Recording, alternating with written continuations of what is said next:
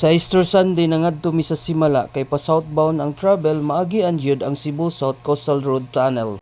And of course, the CCLX.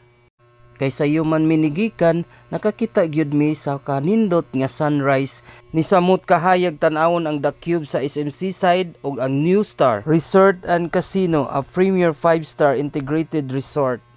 Skywalk to sa El Corso nga atong nalabyan. Simpre diri sa Cebu, doon na dyo'y mga billboard ug mga basis nga mopaingon ngadto sa probinsya.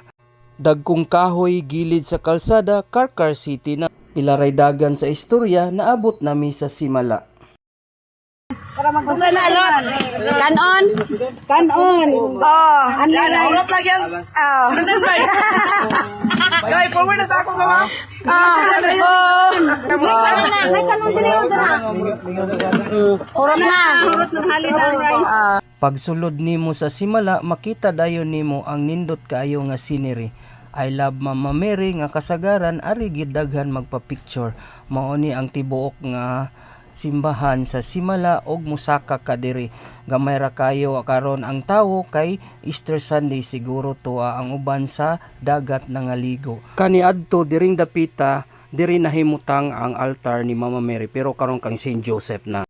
Mama Mary this way to her new altar location, spacious to accommodate the devotee of Mama Mary ug sa mga moadto sa Simala para magpasalamat kay Mama Mary. Sa dipa ang altar ni Mama Mary aduna pa kay duha ka santos nga imong makita. Pagkahuman na ani musunod dayon ang altar ni Mama Mary diri sa Simala. Ang berhen sa Lindogon, Cebu nga Simala.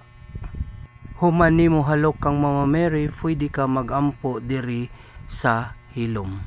So diring dapita ani ka magsulat sa imong mga prayers ang intention para sa berhen sa Lindogon diri sa Cebu nga Simala.